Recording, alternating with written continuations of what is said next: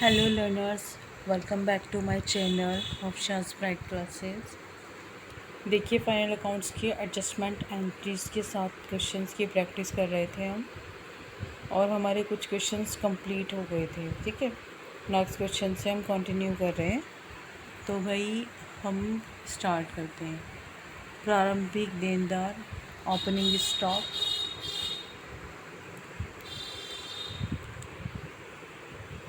10,000, sales return 7,000, bad debts 3,000, cash receivable received from debtors 40,000, closing debtors 13,000।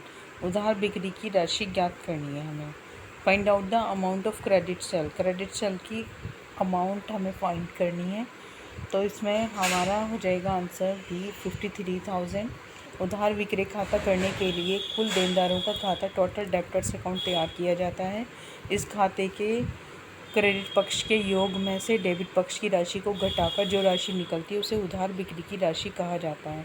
तो जैसे यहाँ पर क्या है कि ओपनिंग डेप्टर आ जाएंगे 10,000 के डेबिट साइड में और क्रेडिट सेल आ जाएगी 53,000। वो कैसे आई है अब ये देखना है। बाय कैश 40,000 क्योंकि हमें 40,000 दिया हुआ है। ठीक है, फिर यहाँ पर हम क्या करेंगे, बाय सेल्स रिटर्न 3,000, डेप्टर्स 7,000। ठीक है, और ये बैड डेब्ट्स आ जाएंगे 13,000। टोटल करने के बाद हम ये वाले बैलेंस जो है हमारा 10,000 का इसके अंदर से माइनस कर देंगे तो ये हमारा 53,000 का आंसर आ जाएगा।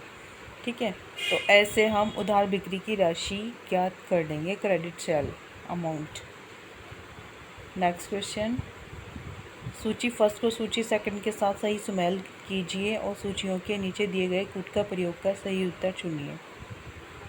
तो यहाँ पर क्या है, प्रीपेड रेंट, पूर्वदत्त किराया, बैंक अधिविकर्ष, गुडविल, लाभ हानि खाता की जो गुडविल होती है वो क्या होती है, अमूर्त संपत्ति होती है। तो इस तरह से हम इनका मैच बना रहे हैं। तो यहाँ पर क्या हो जाएगा, पूर्वदत्त किराया चालू संपत्ति, प्रीपेड रेंट जो होता है तो यहाँ पर चालू संपत्ति हो जाएगा। बैंक ओवरड्राफ्ट हो जाएगा चालू दायित्व, क्योंकि बैंक ओवरड्राफ्ट जो है वो हमारी करंट लायबिलिटी है। करंट एसेट है हमारी पूर्वदत्त किराया, रेंट है पूर्वदत्त किराया। ख्याति हमारी अमूर्त संपत्ति हो जाएगी। लाभ हानि खाता हम डेबिट करेंगे, बनावटी संपत्ति हो जाएगी लाभ हानि खाता। डूबी हुई रकम के कारण संभावित घाटे को पूरा करने के लिए अलग से रखी जाने वाली राशि कहलाती है। कि जो बैड डेब्ट्स होते हैं उसके लिए हमने अभी फर्स्ट क्वेश्चन जो किया था तब भी यही वाला आया था, तो इसमें प्रोविज़न होते हैं। बैड डेब्ट्स को हम प्रोविज़न में रखते हैं।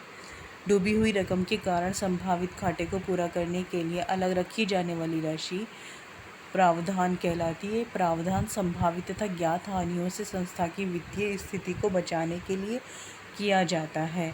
एक संयोजन है जिसमें संस्था में पहले से ही एक तय राशि को अलग रख दिया जाता है तथा यदि वास्तव में वह हानि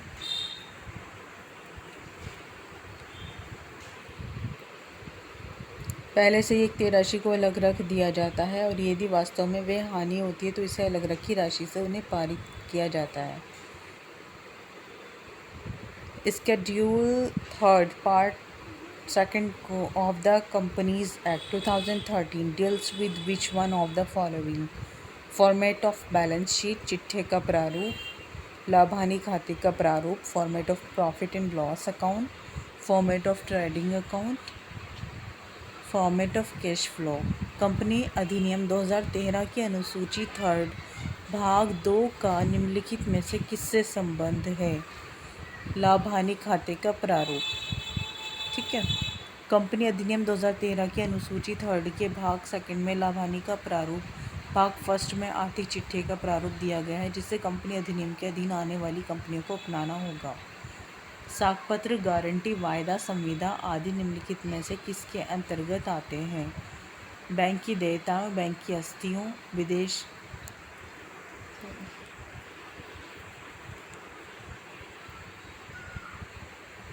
बैंक के विदेशी निवेश, foreign exchange of balance sheet items of A bank, bank के तुलन पत्र से हटकर अन्य मदें। तो डी, बैंक के तुलन पत्र से हटकर अन्य मदें। निम्नलिखित में से कौन से कथन सही हैं? वित्तीय विवरणों का विश्लेषण एवं निर्वचन लेखांकन का एक कार्य है।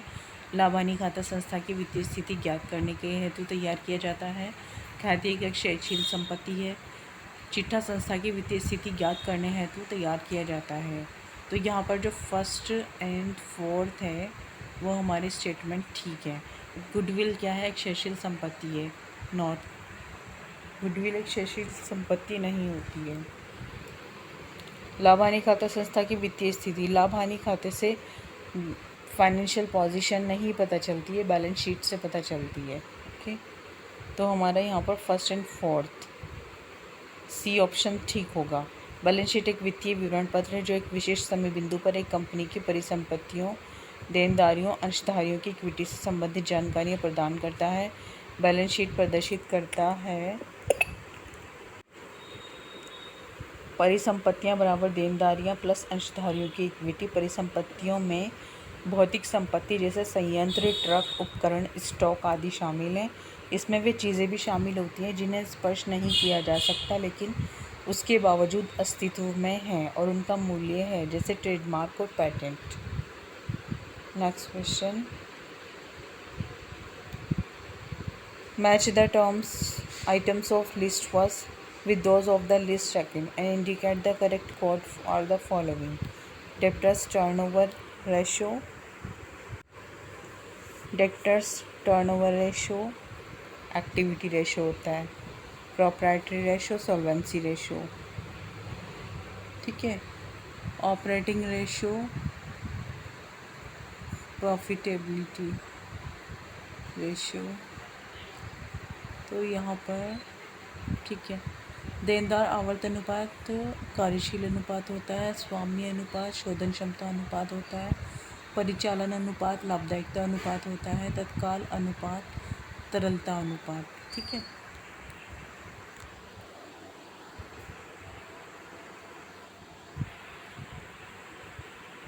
लेखा अनुपात अपने कार्यों के अनुसार वर्गीकृत होता है जो निम्नलिखित है।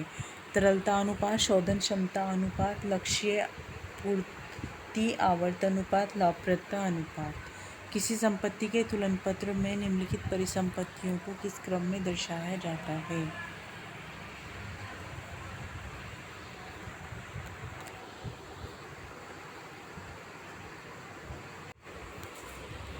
फर्नीचर एंड फिटिंग्स होता है सबसे पहले, फिर investment in share and debenture, after that trade receivables and cash. C option हमारा ठीक है। बैलेंस शीट दो क्रम से तैयार किया जाता है। लिक्विडिटी रेशियो में परिसंपत्तियों की रोकड़ में तुरंत परिवर्तन की योग्यता के अनुसार प्रदर्शित किया जाता है। इसी प्रकार दायित्वों को भी प्रथम भुगतान संभावना के क्रम में दिखाया जाता है।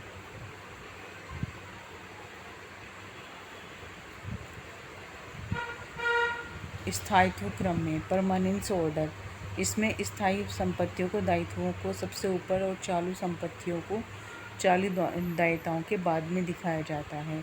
निम्नांकित दायित्वों को कंपनी के चिट्ठे के क्रमानुसार व्यवस्थित करें। बैंक अधिविकर्ष, बैंक ऋण, अंश पूंजी, करारोपण के लिए प्रावधान।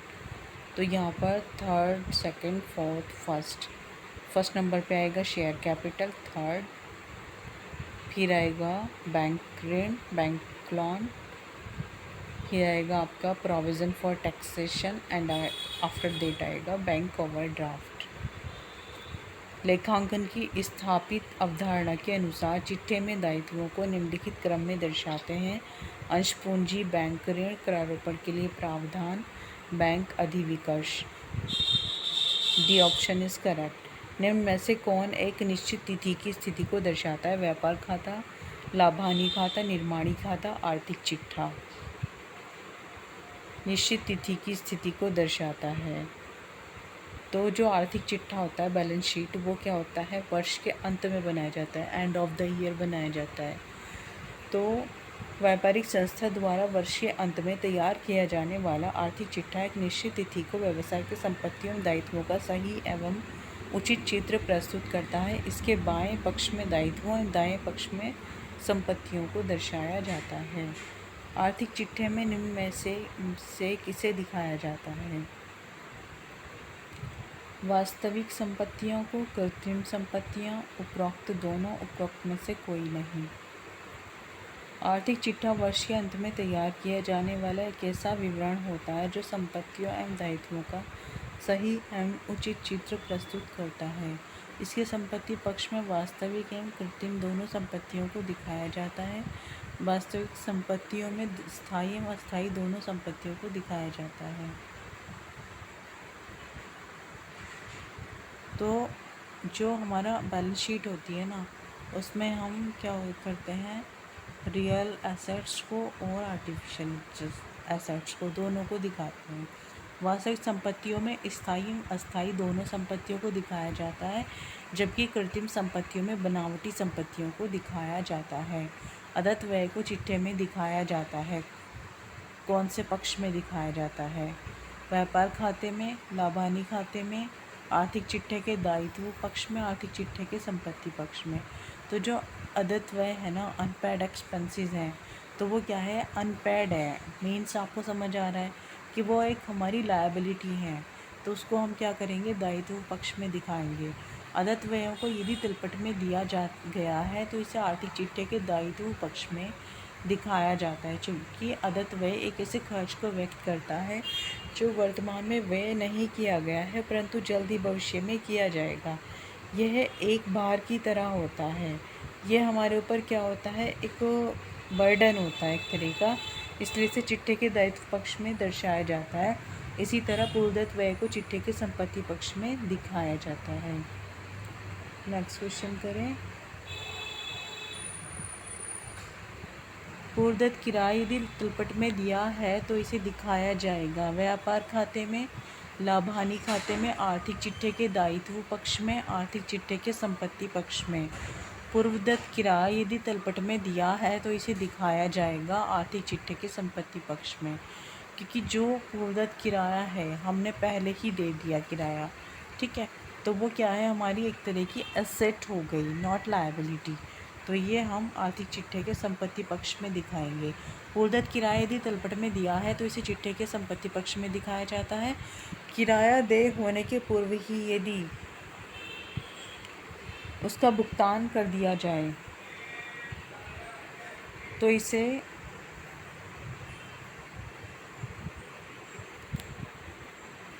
पूर्वदत्त किराया कहते हैं, जबकि अदत्त किराए की राशि को चिट्ठे के दायित्व पक्ष में दिखाया जाता है। इसका भुगतान नहीं किया होता। यदि अंतिम रहतिया समायोजनाओं में दिया गया है तो इसे दिखाया जाएगा। व्यापार खाते में, आर्थिक चिट्ठे के संपत्ति पक्ष में,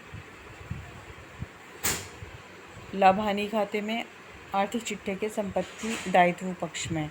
तो यहाँ पर क्या है, संपत्ति पक्ष में पूर्वदत्त किराया यदि तलपट में दिया गया है, प्रिपेयर्ड रेंट है जो हमारा ट्रायल बैलेंस में दिया गया है, तो ये क्या है कि हमारी संपत्ति पक्ष में दिखाया जाएगा।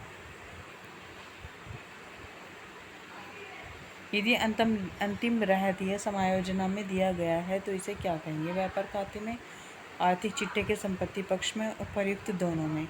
क्लोजिंग स्टॉक यदि समायोजनाओं में दिया गया है तो इसे व्यापार खाते के क्रेडिट पक्ष तथा आर्थिक चिट्ठे के संपत्ति पक्ष में दिखाया जाता है। यदि अंतिम रहतिया तलपट में दिया गया है तो इसे केवल चिट्ठे के संपत्ति पक्ष में दिखाया जाएगा।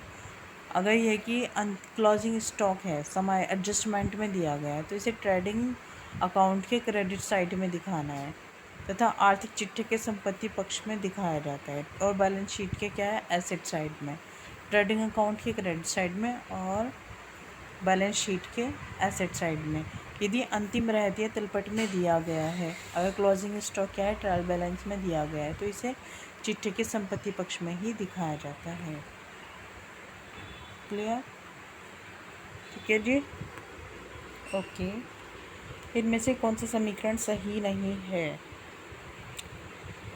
क्रय प्लस प्रारंभिक stock minus sales, cost of sales, closing stock equal हो जाएगा। प्रारंभिक स्टॉक प्लस क्रय माइनस अंतिम स्टॉक, विक्रय की लागत बराबर अंतिम स्टॉक प्लस विक्रय की लागत माइनस क्रय बराबर प्रारंभिक स्टॉक। विक्रय की लागत माइनस अंतिम स्टॉक माइनस क्रय इक्वल हो जाएगा प्रारंभिक स्टॉक के। यहाँ पर विक्रय की लागत cost of goods sold minus closing stock minus purchase क्या हो जाएगा ओपनिंग स्टॉक कि परचेज एंड क्लोजिंग स्टॉक अगर हम इधर साइड ले आएँ कॉस्ट ऑफ गुड्स सोल्ड के तो ऑब्वियसली इधर ओपनिंग स्टॉक रह जाएगा राइट साइड में। ठीक है, opening stock equal to cost of goods sold plus closing stock minus purchases. Closing stock equal purchase opening stock of cost of goods sold. तो कुल मिलाकर बात ये है कि जो ओपनिंग स्टॉक होता है उसमें परचेज ऐड कर दी जाती है और माइनस क्लोजिंग स्टॉक कर दी जाती है, तो हमारी कॉस्ट ऑफ गुड्स सोल्ड आ जाती है। फिर आप इस इक्वेशन से कुछ भी फाइंड करें इन चारों चीज़ों में से आपको वो मिल जाएगा।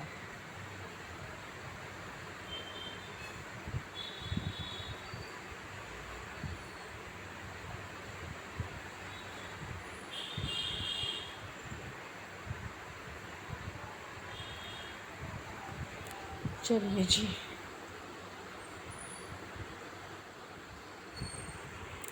एक व्यवसायी प्रारंभिक स्टॉक को लागत से 10% अधिक पर मूल्यांकित करता है। यदि प्रारंभिक स्टॉक के मूल्य 27,500 रुपये लिखा गया हो तो उसकी लागत क्या होगी। माना कि प्रारंभिक स्टॉक जो है वो 27,500 लिखा गया है और हमें कॉस्ट निकालनी है, तो ओपनिंग स्टॉक प्लस प्रारंभिक स्टॉक का 10%, 100 प्लस 100 इंटू 10%, 110 आ जाएगा। फिर 27,500 की 100 से मल्टीप्लाई करेंगे और 110 से डिवाइड कर देंगे। ठीक है, 25,000 हमारा आंसर आ जाएगा। सकल लाभ या हानि की राशि क्या होगी जब विक्रय की लागत 79,000 रुपये, विक्रय 1,10,000 रुपये, क्रय मूल्य 30,000 रुपये हो तो sales minus cost of goods sold profit या लॉस निकालना है। सेल्स कितनी है हमारे पास 1,10,000 और cost of goods sold 79,000। Gross profit 110 में से 79 माइनस हो जाएंगे, 31,000 हमारे बचेगा प्रॉफिट या लॉस। प्रॉफिट आएगा। इनमें से कौन सी संपत्ति स्थायी संपत्ति नहीं है।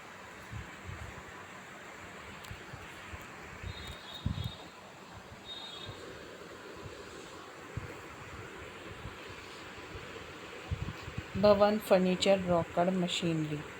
जो हमारी एसेट हैं वो क्या है, building, furniture and machinery, not cash. तो सी ऑप्शन इसका आंसर होगा। स्थायी संपत्ति से आशय ऐसी संपत्ति से है जिसका प्रयोग सामान्यतः एक से अधिक वर्षों तक प्रयोग किया जाता है।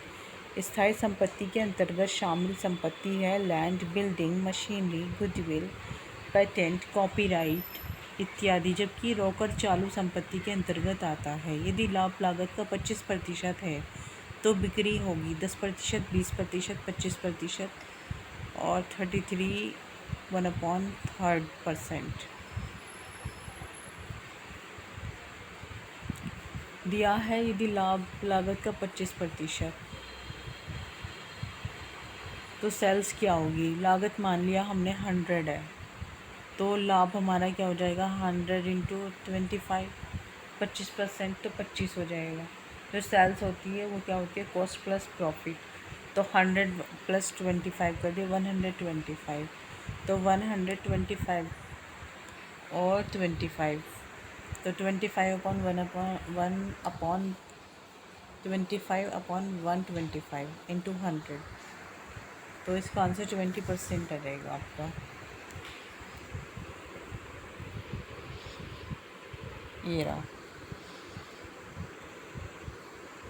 ठीक है, 100 प्लस 25 125, बिक्री पर लाभ का प्रतिशत 25/125 इंटू 100, 20% आपका लाभ हो जाएगा बिक्री पर।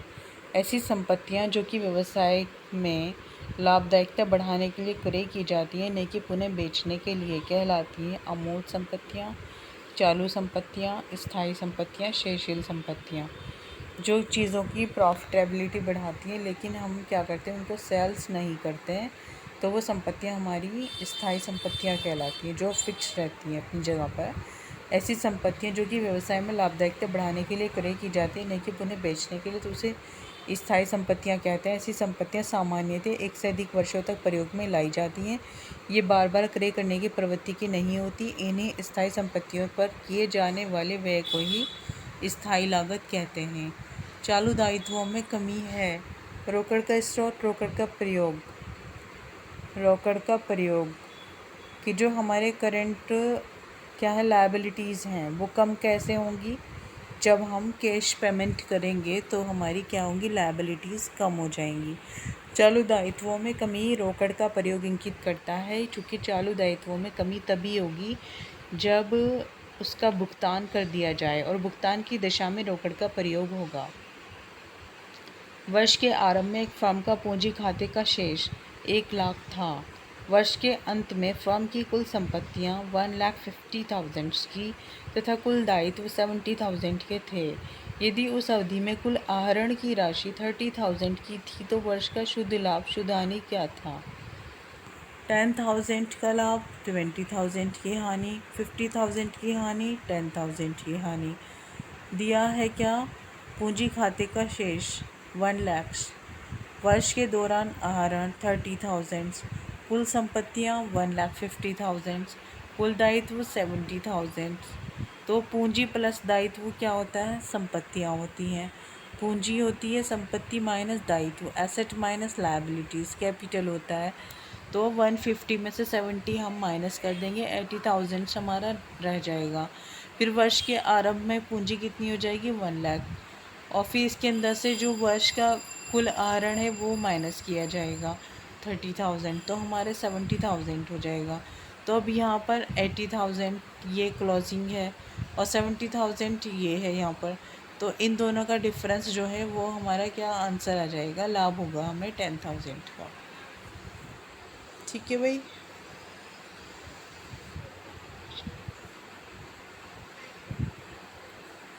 वर्ष का लाभ 10,000, वर्ष के अंत में पूंजी 80,000, स्पष्ट है कि वर्ष का लाभ 10,000 रुपये है।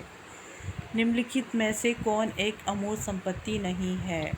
ख्याति, देनदार, कॉपीराइट, पेटेंट। अब देखो, ख्याति को आप टच कर सकते हैं? नहीं। कॉपीराइट को नहीं, पेटेंट को नहीं। देनदार क्या है? एक मूर्त संपत्ति होती है। व्यवसाय के अंतर्गत अमूर्त संपत्ति का आशय ऐसी संपत्ति से है जिसका कोई मूर्त रूप अर्थात दिखने योग्य स्वरूप नहीं होता है, बल्कि इसकी अमूर्त रूप में उपलब्धता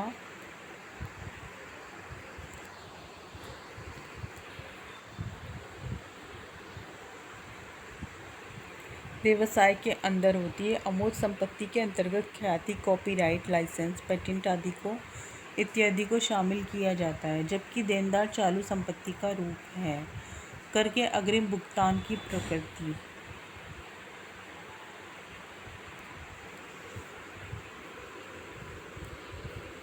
कर के अग्रिम भुगतान की प्रकृति है संपत्ति, दायित्व, अग्रिम व्यय, आयगत व्यय। कर का अग्रिम भुगतान क्या होता है? एक संपत्ति की प्रकृति का होता है, इसे चिट्ठे के संपत्ति पक्ष में दर्शाया जाता है। कर के अग्रिम भुगतान का तात्पर्य है कि यह अभी देय नहीं है किंतु भुगतान कर दिया गया है। एक कंपनी के चिट्ठे में आयाचित लाभांश को दिखाया जाता है। निम्न में से किस शीर्षक के अंतर्गत? संचय एवं आधिक्य प्रावधान, चालू दायित्व, विभिन्न मद। चालू दायित्व, एक कंपनी के चिट्ठे में आर्थिक चिट्ठे के दायित्व पक्ष में आयाचित लाभांश को चालू दायित्व शीर्षक के अंतर्गत दिखाया जाएगा। बैलेंस शीट में आपको भाई एक तो ये डिस्टर्ब कर रहा है भाई। एक कंपनी के आर्थिक चिट्ठे के दायित्व पक्ष में आयाचित लाभांश को चालू दायित्व शीर्षक के अंतर्गत दिखाया जाता है। अयाचित लाभांश का आशय लाभांश की ऐसी राशि से है जिसकी याचना ना की गई हो, मतलब जिसकी कॉल ना की गई हो परंतु निकट भविष्य में मांग की जा सकती है। प्रारंभिक रहतिया 15,000, क्रय 95,000, अंतिम रहतिया 29,000। सकल लाभ बिक्री का 10%, बिक्री की राशि आपको बतानी है। तो opening stock plus purchases minus closing stock, यहाँ पर 10% ऑफ सेल। तो हम इस क्वेश्चन का आंसर देख रहे हैं। फॉर्मूला क्या है, cost of goods sold equal हो जाएगा opening stock plus purchases minus closing stock. 15,000 plus 95,000 minus 29,000, 81,000 आपका आ जाएगा यहाँ पर क्या, कॉस्ट ऑफ गुड्स सोल्ड। यदि लाभ बिक्री का 10% है तो अब प्रॉफिट निकालना है। तो जो हमारा आया है, माना कि आपने बिक्री को 100 मान लिया तो इसका 10% आपका 10 हो जाएगा। तो लागत क्या आ जाएगी, 100 माइनस 10 90। फिर विक्रय 81,000 का 100 इंटू 90 अपॉन 90, तो ये 90,000 आ जाएगा। यदि सकल लाभ दर बिक्री का 25% है तथा बिक्री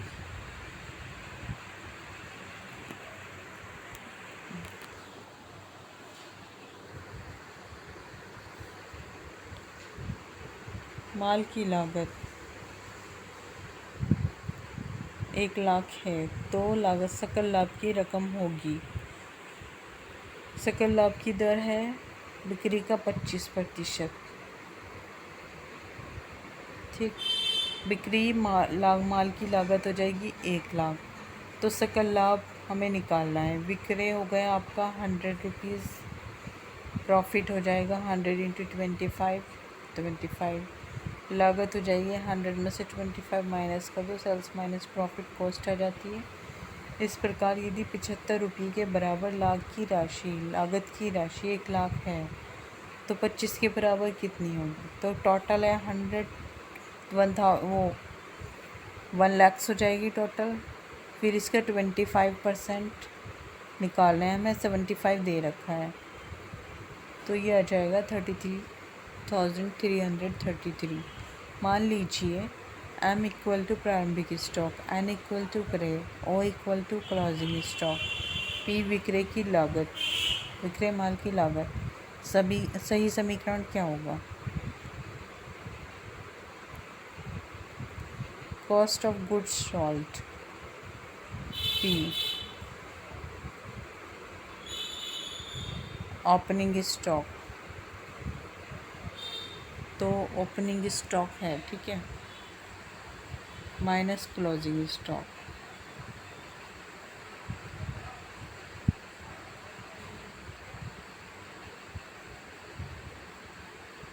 विक्रय माल की लागत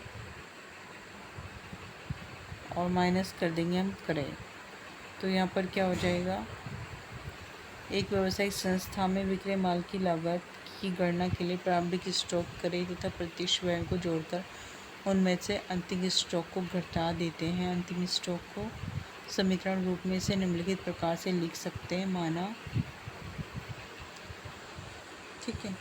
तो यहाँ पर क्या होगा, M प्लस N विक्रय माल की लागत, प्रारंभिक stock plus purchase minus closing stock, P equal to M plus N minus O। तो यहाँ पर P minus M, N minus O, P minus N, M minus O। तो ये जो आपकी cost of goods sold, purchase opening stock plus purchase minus closing stock, आप इसी equation को अरेंज करना है। किसी व्यवसायिक प्रतिष्ठान में अशोध्य ऋण संचय का प्रारंभिक शेष 5,000 है, कुल बिक्री 6,00,000 है जिसमें से 1,00,000 की नकद बिक्री है। बकाया देनदारों के संबंध में 1% का प्रावधान किया जाना है। वर्ष के लाभ हानि खाते में इस संबंध में डेबिट की जाने वाली राशि क्या होगी।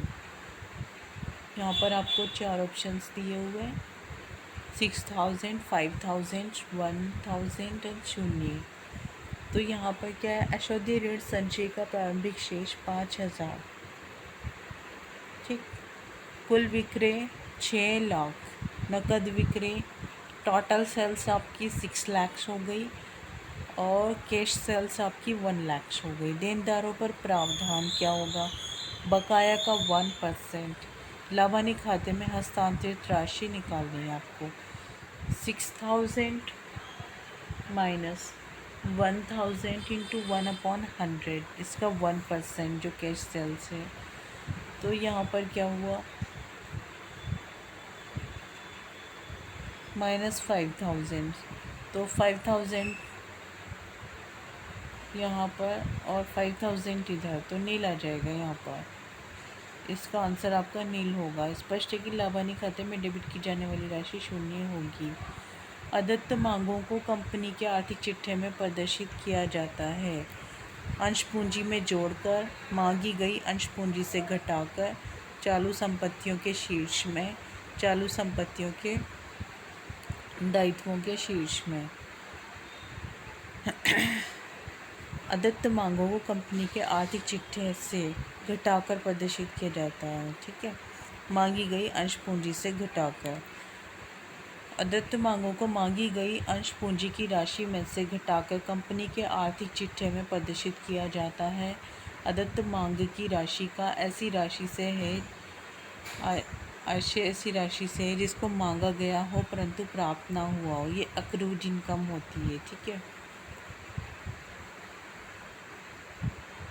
यदि प्रारंभिक स्टॉक 2,45,000, 2,45,000, परचेजेस 15 lakhs, सेल्स 17,40,000, सकल लाभ दर लागत पर 20%, तो अंतिम रहतिया क्या होगा।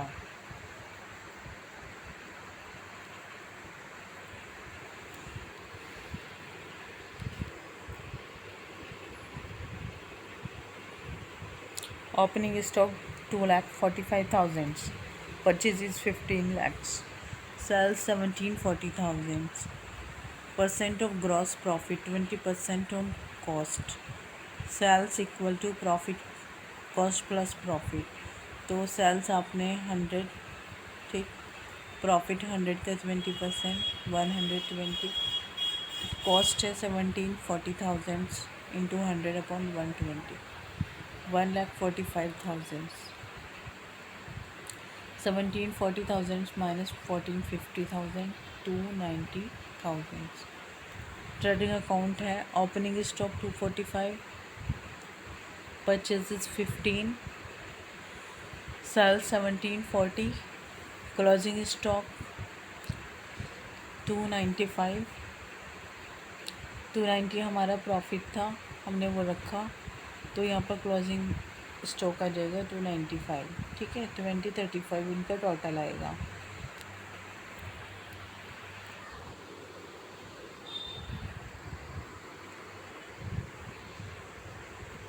स्वामी की इक्विटी का अंतिम शेष 21,000, 21,000।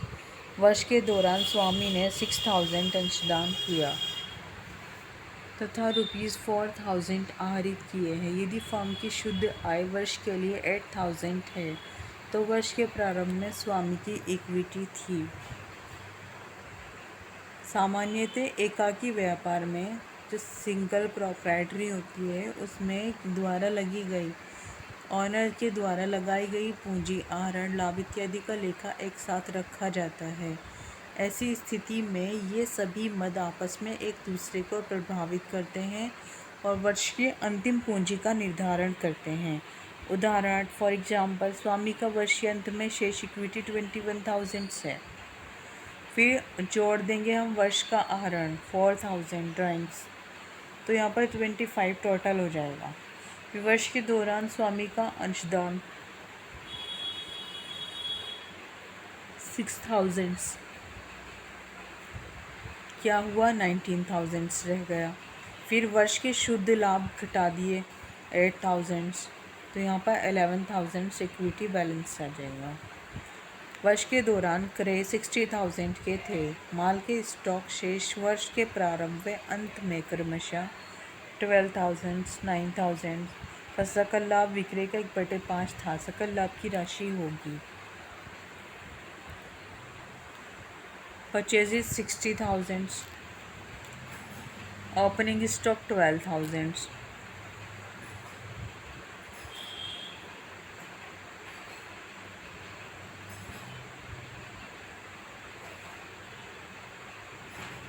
ठीक है।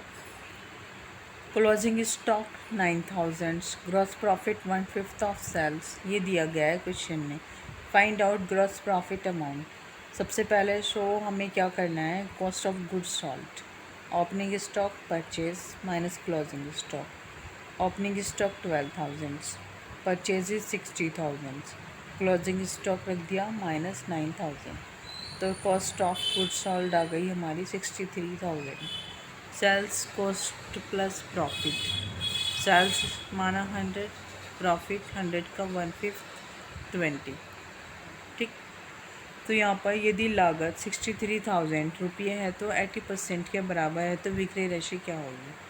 63,000 किसके इक्वल है, 80 के इक्वल है। 63/80 इंटू 100, तो 78,750 हमारा आ जाएगा टोटल। तो इसलिए लाभ बराबर हो जाएगा 78,750, 63 इसमें सब्ट्रैक्ट करेंगे, 15,750 रुपीज़ हमारा आंसर।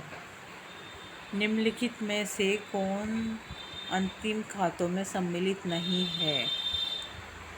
व्यापार एवं लाभ हानि खाता, लाभ हानि नियोजन खाता, रोकड़ बही, आर्थिक चिट्ठा।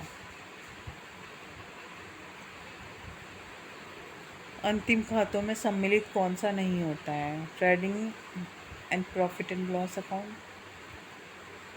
प्रॉफिट लॉस, नियोजन खाता, रोकड़ बही, आर्थिक चिट्ठा। एक व्यावसायिक संस्था द्वारा तैयार किए जाने वाले अंतिम खाते में व्यापार एवं लाभ हानि खाता, आर्थिक चिट्ठा तथा लाभ हानि नियोजन खाता को सम्मिलित किया जाता है, जबकि रोकड़ बही लेखा करने की प्राथमिक बही है जिसमें लेन देनों का लेखा किया जाता है, इसे अंतिम खाते में शामिल नहीं किया जाता। अशोध्य संदिग्ध ऋण के लिए प्रावधान करना लेखांकन की किस अवधारणा पर आधारित है। प्रकट करने की अवधारणा, स्थिरता की अवधारणा, रूढ़िवादिता की अवधारणा, निरंतरता की अवधारणा। कि जो अशोध्य संदिग्ध ऋण होता है ना, ये रूढ़िवादिता की अवधारणा है। लेखांकन की रूढ़िवादी अवधारणा के अनुसार एक व्यवसाय संभावित हानियों का प्रावधान पहले ही कर लेती है, जबकि संभावित लाभों का प्रावधान नहीं किया जाता है। इसी अवधारणा के आधार पर अशोध्य संदिग्ध ऋणों के लिए प्रावधान करके लेखा किया जाता है।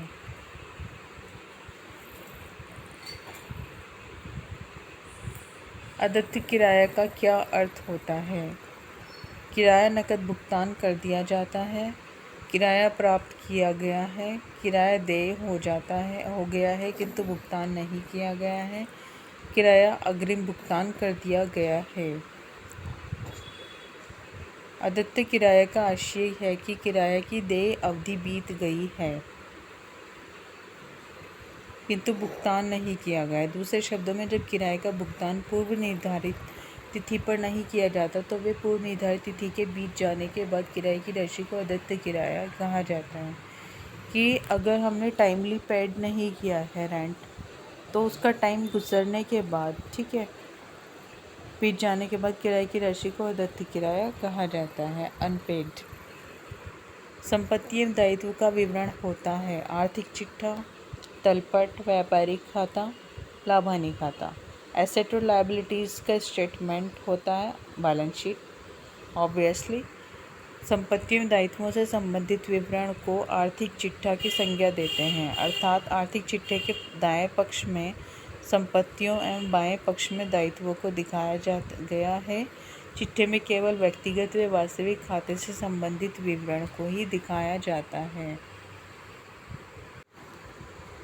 अनार्जित आय लेखा है। एक, परिसंपत्ति, देयता, आय, व्यय।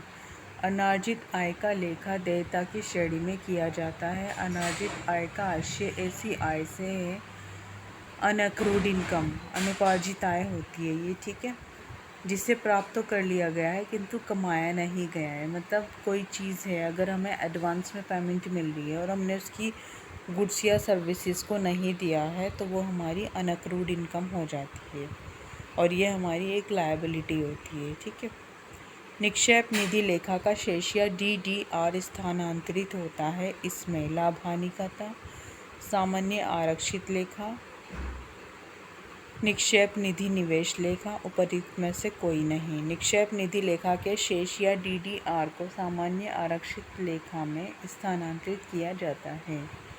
शेष परीक्षण पत्र ये ज्ञात करने के लिए तैयार किया जाता है लाभ और हानि, नकद लेन देन, उधार लेन देन, वित्तीय लेन देन के अंकगणितीय शुद्धता की। जो शेष परीक्षण है ना, वो क्या होता है, मैथमेटिकल कैलकुलेशंस के लिए होता है। शेष परीक्षण पत्र तलपट को लेन देन से संबंधित लेखों की अंकगणितीय शुद्धता को ज्ञात करने के लिए तैयार किया जाता है।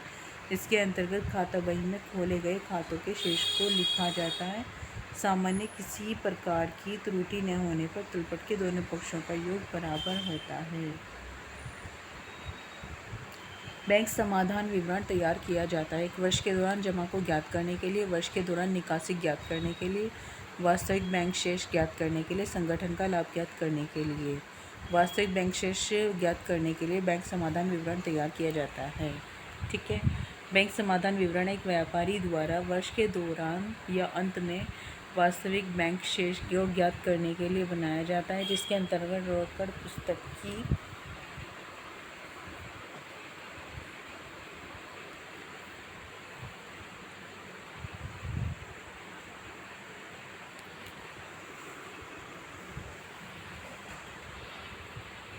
पुस्तक के शेष तथा बैंक पासबुक के शेष की तुलना की जाती है और यदि दोनों के शेष में अंतर आता है तो कारण का पता लगाया जाता है। एक संगठन का तुलन पत्र दिखाता है उस संगठन की वित्तीय स्थिति पूरे वर्ष के लिए, उस दिन के लिए जब वह तैयार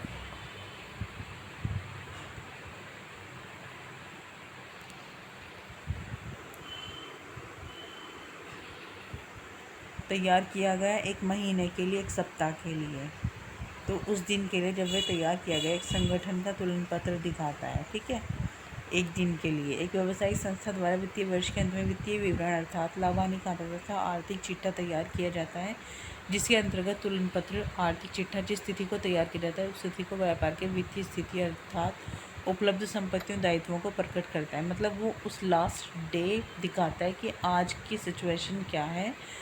दूसरे शब्दों में तुलन पत्र उस दिन के व्यापार के आर्थिक चिट्ठे को स्पष्ट करता है जिस दिन वे तैयार किया जाता है। एक कंपनी के तुलन पत्र में साख भवनों ट्रेडमार्क को किस शीर्षक के अंतर्गत दिखाया जाएगा। अचल परिसंपत्ति, चालू परिसंपत्ति, ऋण और अग्रिम निवेश। एक कंपनी द्वारा तुलन पत्र में लिखे जाने वाले साख भवनों ट्रेडमार्क को अचल संपत्ति, स्थायी संपत्ति शीर्षक के अंतर्गत दिखाया जाता है। स्थायित्व के अनुसार बनाए जाने वाले आर्थिक चिट्ठे में इसे सबसे ऊपर लिखा जाता है, अचल परिसंपत्ति, ठीक है। कंपनी के तुलन पत्र में प्रस्तावित लाभांश के शीर्षक के अंतर्गत दिखाया जाएगा। चालू देयताएं, प्रावधान, प्रासंगिक आरक्षितीय अधिशेष। प्रावधान, कंपनी के तुलन पत्र में प्रस्तावित लाभांश के शीर्षक के अंतर्गत दिखाया जाएगा प्रावधान। कंपनी के तुलन पत्र में प्रस्तावित लाभांश को प्रावधान के शीर्षक के अंतर्गत दिखाया जाता है, साथ ही इसे लाभ हानि नियोजन खाता प्रॉफिट एंड लॉस एप्रोप्रिएशन के डेबिट पक्ष में दिखाया जाएगा। एक कंपनी के तुलन पत्र के देयता पार्श्व की शीर्षक के अंतर्गत बेदावी लाभांश को दिखाया जाता है।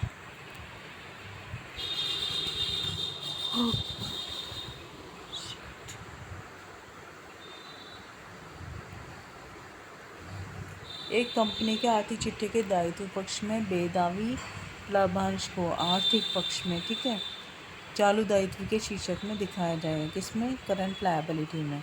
निम्नलिखित में से किस एक शेष परीक्षण पत्र द्वारा उद्घाटित नहीं होगा।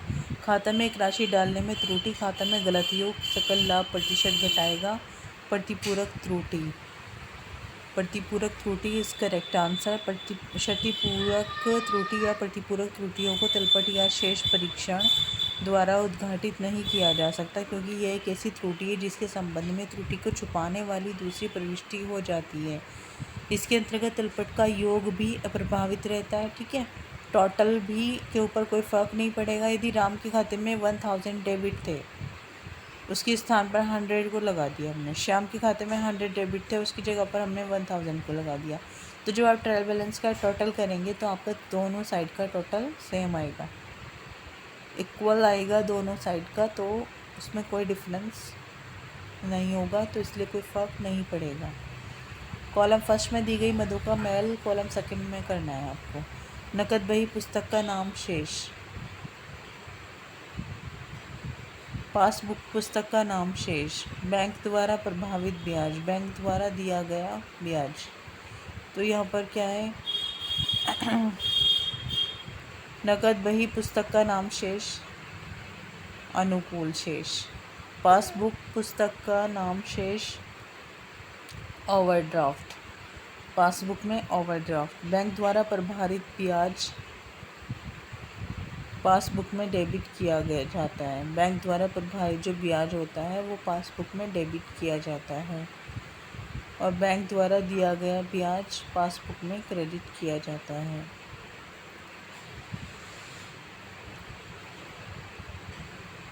ठीक है, आप एक बार इसे देख लेना। उद्धृत खाता है, उचंत खाता कौन सा होता है? एक वस्तुगत खाता, एक नाममात्र खाता, वस्तुगत खाता, एक व्यक्तिगत खाता, उपर्युक्त में से कोई नहीं। तो उचंत खाता जो होता है एक वस्तुगत खाता होता है।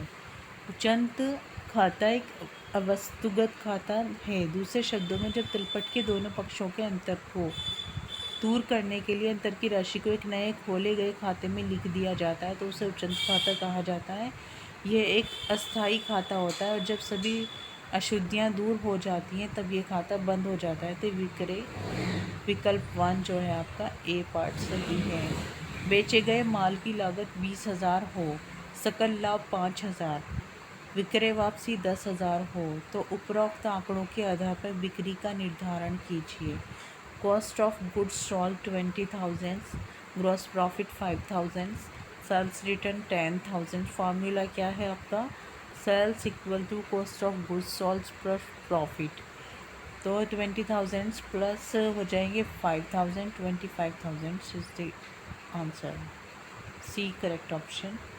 आर्थिक चिट्ठे का समीकरण है, बैलेंस शीट का समीकरण हम आपको बार बार बता ही रहे हैं। एसेट इक्वल होता है इक्विटी प्लस लायबिलिटीज़। आर्थिक चिट्ठे के समीकरण में दायित्वों तथा स्वामी के इक्विटी का योग संपत्तियों के योग के बराबर होता है। आर्थिक चिट्ठे का समीकरण संपत्तियां इक्वल हो जाएगा एसेट प्लस लायबिलिटी, ठीक है, स्वामी की equity. Asset equal to liabilities plus स्वामी की इक्विटी। व्यवसाय के विरुद्ध बाहरी व्यक्तियों का दावा का अवशेष दावा है। हानि से स्वामी की इक्विटी में वृद्धि होती है। संपत्तियों में वृद्धि हमेशा स्वामी की इक्विटी में वृद्धि लाती है। Asset equal to equity plus liabilities. यदि लेखांकन वर्ष के अंत में पूंजी 20,000 है, वर्ष का आहरण 10,000, वर्ष के प्रारंभ में पूंजी 12,000, वर्ष में अतिरिक्त लाई गई पूंजी 14,000 है, तो उस वर्ष का शुद्ध लाभ है। Capital at the end 20,000, drawing हो जाएंगे 10,000।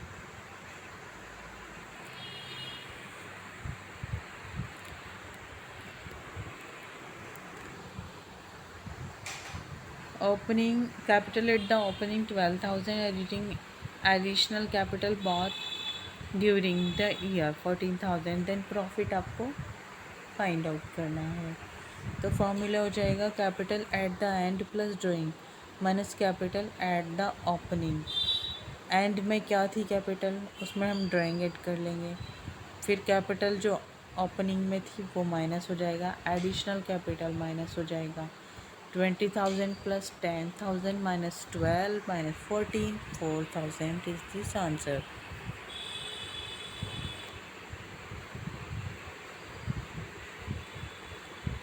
सी option is correct, this is the answer. नाममात्र अंश पूंजी है अंशधारियों द्वारा दत्त पूंजी राशि। अंश पूंजी का वह अधिकतम धनराशि जिसके निर्गमन का कंपनी को अधिकार है।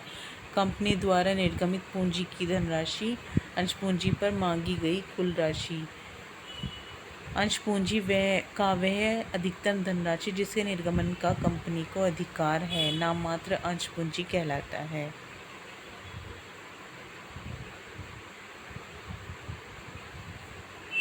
D option is correct. निम्नलिखित में से कौन सा समीकरण सही नहीं है?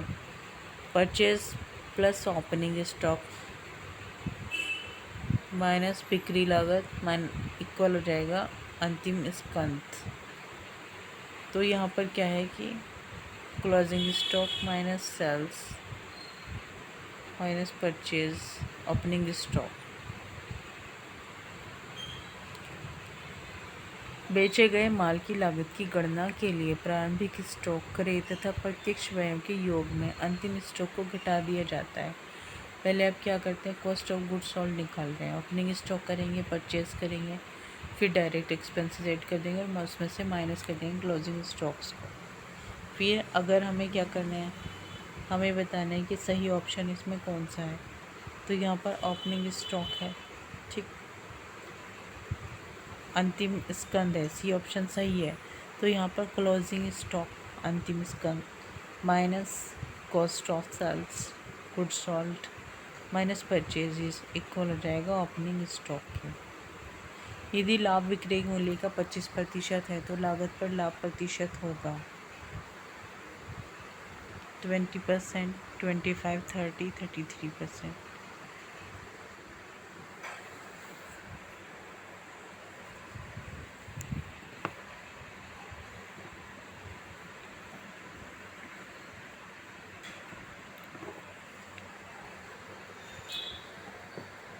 लाभ विक्रय मूल्य का 25%, तो लागत पर लाभ का प्रतिशत बताना है। विक्रय मूल्य 100,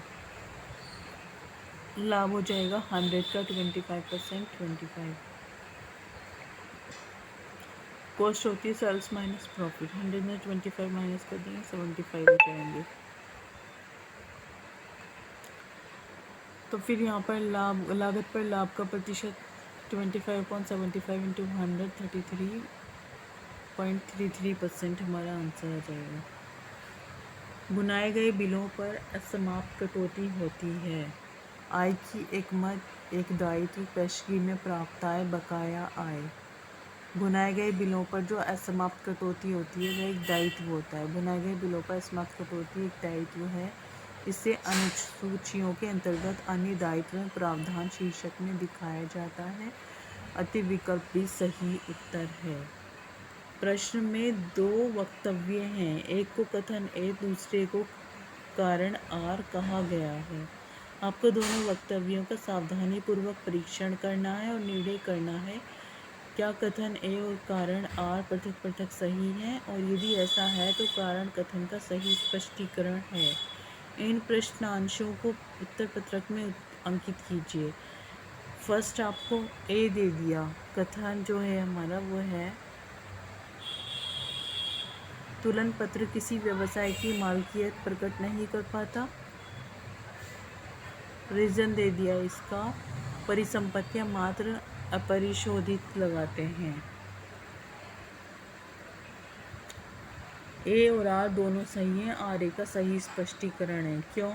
यदि दिया गया कथन ए की तुलन पत्र किसी व्यवसाय की मालकियत प्रकट नहीं कर पाता, सही है, जबकि कारण आर परिसंपत्तियां मात्र अपरिशोधित लगाते हैं, ये सही, तथा कारण आर एक कथन का स्पष्टीकरण है, ये विकल्प ए सही उत्तर है।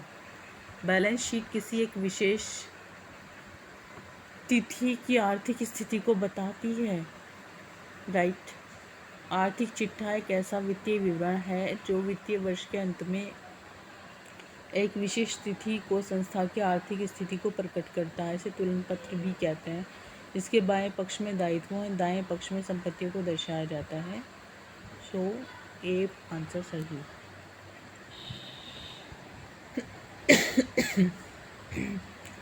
Sorry guys.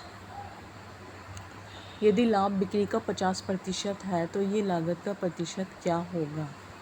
अगर प्रॉफिट हमारी सेल्स का 50% है तो लागत प्रतिशत हमारा क्या होगा? प्रॉफिट इक्वल हो जाएगा 50%। ठीक, तो लाभ लागत का कितना प्रतिशत होगा? मान लिया हमने सेल्स हमारी 100 है तो लाभ हो जाएगा 100 इंटू 50, तो 50-50 का रेशो है, तो ये तो बिल्कुल अंडरस्टूड सी बात है। तो यहाँ पर ए ऑप्शन इसका सही आंसर है, 100%। मार्ग में माल की क्षति एक अपरिव्यय है, ओवरहेड है। क्या है? विक्रय, कारखाना, कार्यालय, वितरण इसका सही आंसर, क्योंकि जब आपूर्तिकर्ता द्वारा क्रेता को माल भेजा जाता है किंतु क्रेता को माल प्राप्त नहीं होता और ऐसे माल को मार्ग स्थल माल कहते हैं। ऐसे माल में होने वाली हानि को मार्ग में माल की हानि या क्षति कहते हैं। मार्ग में माल की क्षति एक वितरण अपरिव्यय है, अतः विकल्प डी सही उत्तर है। नेक्स्ट क्वेश्चन, यदि कारखाना मैनेजर को लाभ का 10% कमीशन उसका कमीशन काट कर मिलता है, यदि लाभ 2200 है रुपये है तो कमीशन कितना होगा? 220, 200, 240, 244, 200 इसका सही आंसर है। देखते हैं, यदि कारखाना मैनेजर को लाभ का 10% कमीशन उसका कमीशन काट कर मिलता है, ये 10% कमीशन मिल रहा है कमीशन काट कर, तो लाभ की राशि 2200 होने पर कमीशन 200 होगा। मैनेजर का कमीशन कितना है? लाभ इंटू प्रतिशत कमीशन अपॉन 100 प्लस प्रतिशत कमीशन, 2200 में इंटू 100 कर देंगे अपॉन 100 प्लस 10, रेट हमारा ऊपर मल्टीप्लाई हो जाएगा, नीचे यहाँ पर प्लस हो जाएगा, 22,000 अपॉन 110, तो यहाँ पर 200 इसका आंसर आ जाएगा। निम्नलिखित में से कौन सा समीकरण सही है? प्रारंभिक स्टॉक प्लस अंतिम स्टॉक माइनस क्रय विक्रय की लागत। कॉस्ट ऑफ सेल्स क्या होता है? Opening stock plus purchase minus closing stock, तो बी ऑप्शन इसका होना चाहिए। ठीक है, किसी वस्तु की विक्रय की लागत COGS ज्ञात करने के लिए प्रारंभिक स्टॉक का क्रय की राशि को जोड़कर उसमें से अंतिम स्टॉक की राशि को घटा देते हैं। ऋण पत्रों पर दिए गए ब्याज में से काटे गए आयकर को दिखाते हैं। चिट्ठे के में संपत्ति की ओर, चिट्ठे में दायित्व की ओर, लाभानी खाते क्रेडिट की ओर, लाभानी खाते की डेबिट की ओर। चिट्ठे में दायित्व की ओर ऋण पत्रों में दिए गए ब्याज में से काटे गए आयकर को दिखाते हैं। ऋण पत्रों में, क्योंकि ऋण पत्रों पर दिए गए ब्याज में से काटे गए आयकर की राशि को चिट्ठे के दायित्व पक्ष की ओर दिखाते हैं, अतः कि विकल्प भी आपका सही ऑप्शन है। ओपनिंग स्टॉक प्रारंभिक स्टॉक है हमारा 15,000, क्रय 40,000, विक्रय की लागत 52,000, विक्रय 57,000। सकल लाभ या हानि हमें निकालना है, तो यहाँ पर हम क्या करेंगे? ग्रॉस प्रॉफिट निकालना है, sales minus cost of goods sold. Cost of goods sold हमारा 53,000 और सेल्स है 57, 57 माइनस 52, 5,000। सही उत्तर हमारा बी होगा। सकल लाभ हानि ज्ञात कीजिए जबकि विक्रय की लागत 7,900, विक्रय 11,000, क्रय 3,000, 8,000, 4,900, 3,100, 100। तो यहाँ पर क्या हुआ? Cost of goods sold 7,900, sales 11, purchase 3।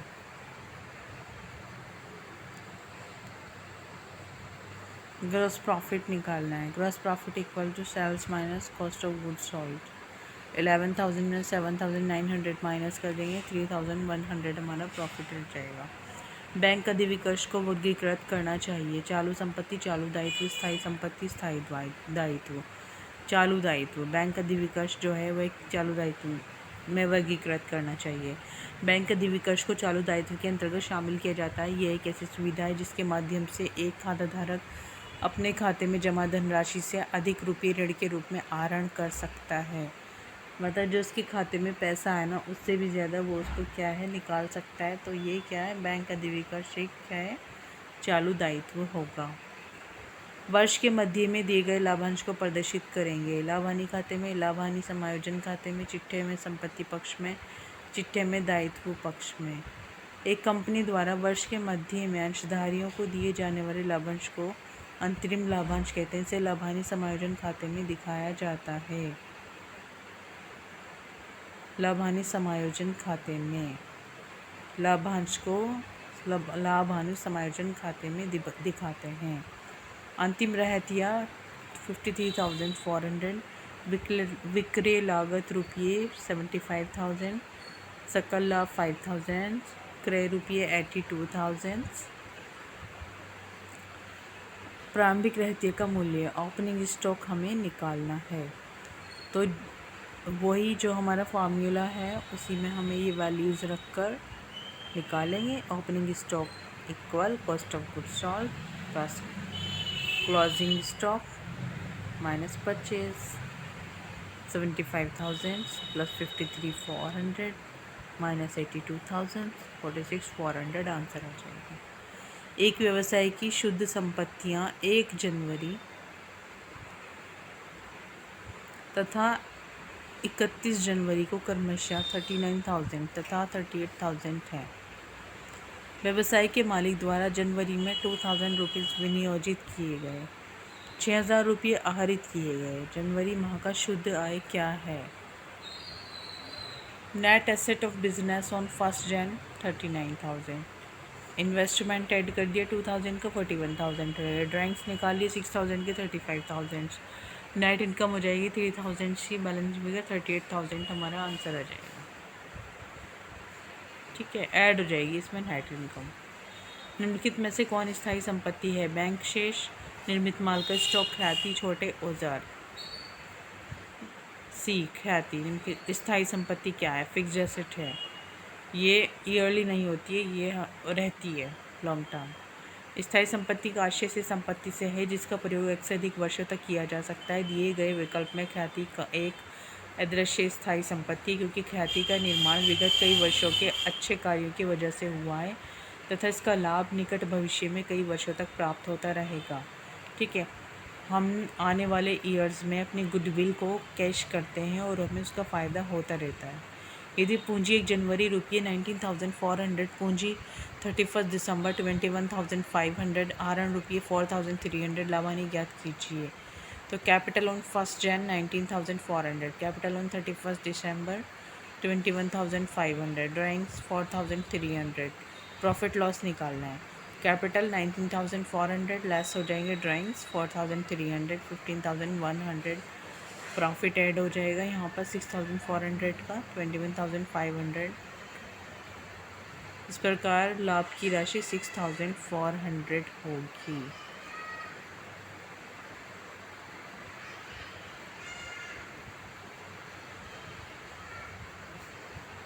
Capital 21,500 है 31 दिसंबर में और 15,100 ये, इन दोनों का डिफरेंस हो जाएगा प्रॉफिट 6,400।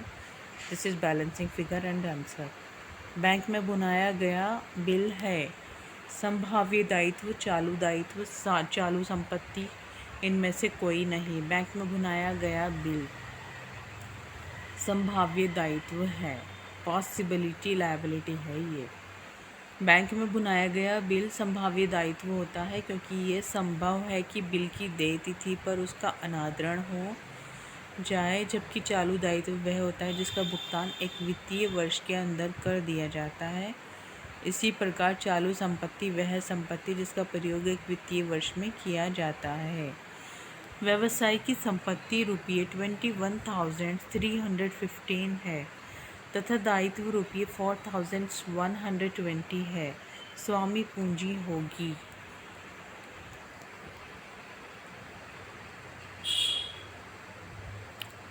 लेखांकन की दोहरी लेखा प्रणाली की द्विपक्षीय संतुलन की अवधारणा के आधार पर एक व्यवसाय के दायित्व व स्वामी पूंजी का योग व्यवसाय की कुल संपत्ति के बराबर होता है, अर्थात एसेट इक्वल होती है कैपिटल प्लस लायबिलिटीज़।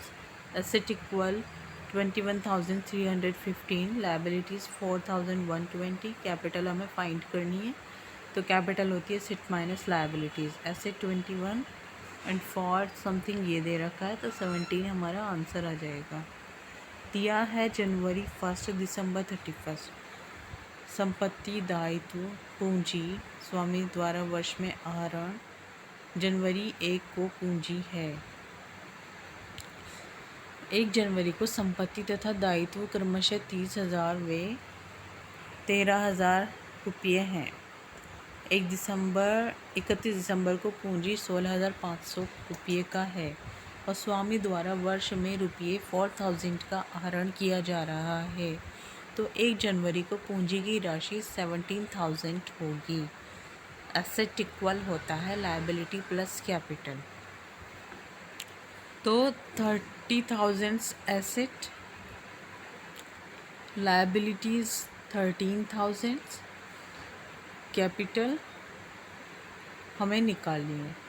30 से 13,000 माइनस कर देंगे तो हमारी 17,000 आ जाएगी कैपिटल।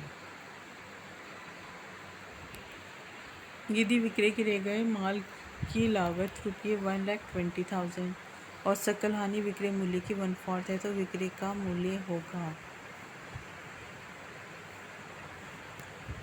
विक्रय sales equal to cost plus profit. Profit होगा प्लस, अगर लॉस होगा तो माइनस। कॉस्ट इक्वल 120, लॉस विक्रय मूल्य का 1/4, तो जो विक्रय मूल्य है उसका 1/4 माना लागत है, ठीक है। विक्रय मूल्य हमने 100 मान लिया, तो 100 का 1/4 क्या हो गई हानि, तो 100 माइनस 20 25, लागत हो जाएगी विक्रय मूल्य प्लस हानि, ठीक है। 100 प्लस 25 अपॉन 125 हो जाएंगे, तो 1,20,000 इंटू 100 अपॉन 125, 96,000 आंसर।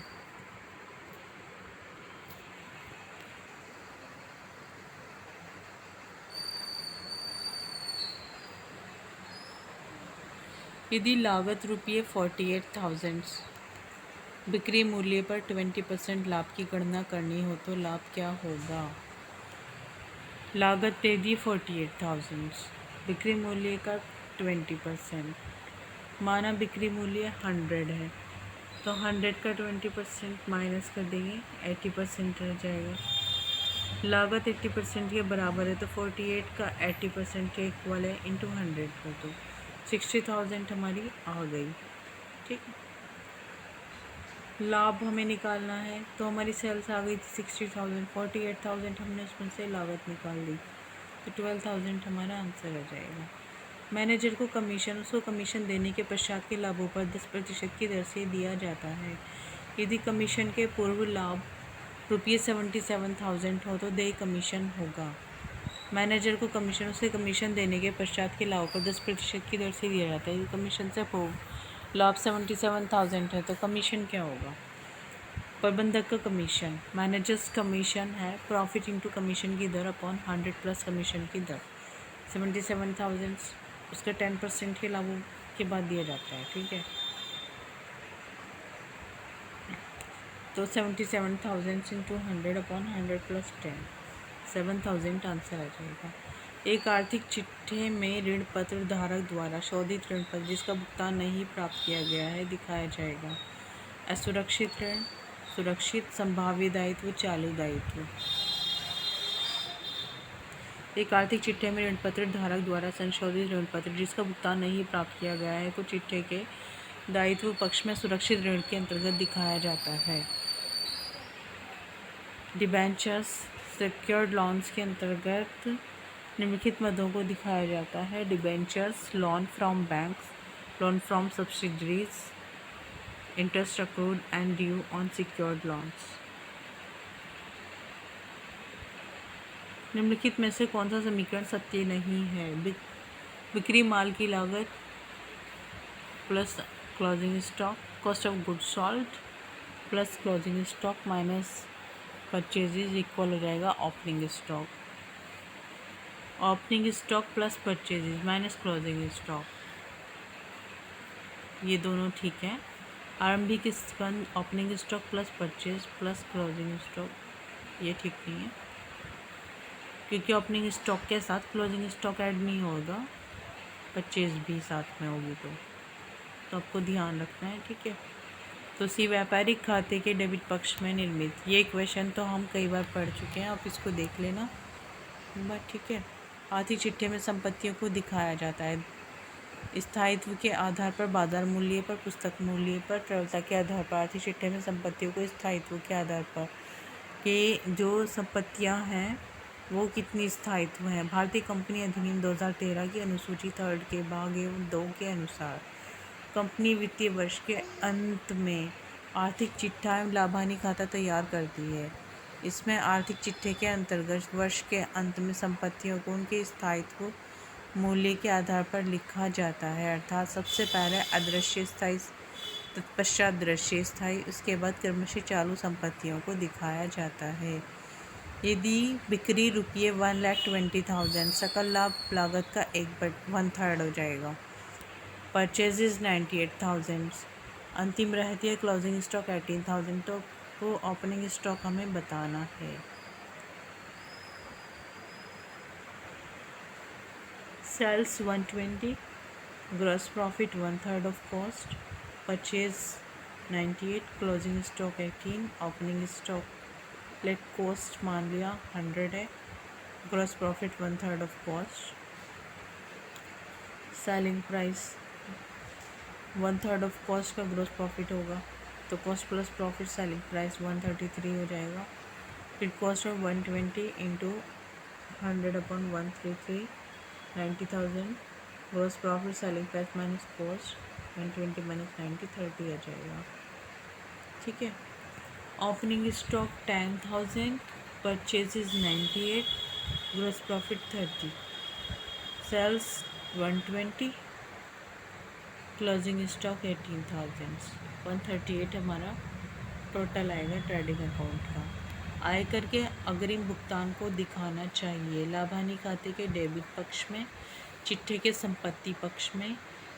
आयकर के अग्रिम भुगतान को पेमेंट इन एडवांस जो होगा इनकम टैक्स का, उसे हमें चिट्ठे के संपत्ति पक्ष में दिखाना चाहिए।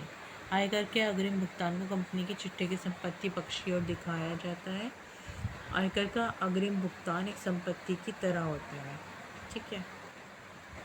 यदि लागत 18,000 तथा लागत पर लाभ का प्रतिशत 33 1/3 हो तो लाभ की राशि क्या होगी? कॉस्ट इक्वल हो जाएगा 18,000, profit on cost 1/3, profit 18,000 into 1/3, 60,000,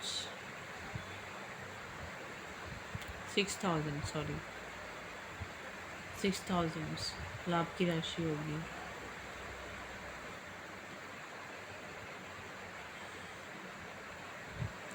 अवलंबित दायित्व एक दायित्व है जो वर्तमान में नहीं है परंतु भविष्य में हो जाएगा, जो किसी अन्य व्यक्ति द्वारा चुकाया जाए, जिसका होना या ना होना भविष्य किसी घटना पर निर्भर हो, जो गत वर्षों में ना चुकाया गया हो।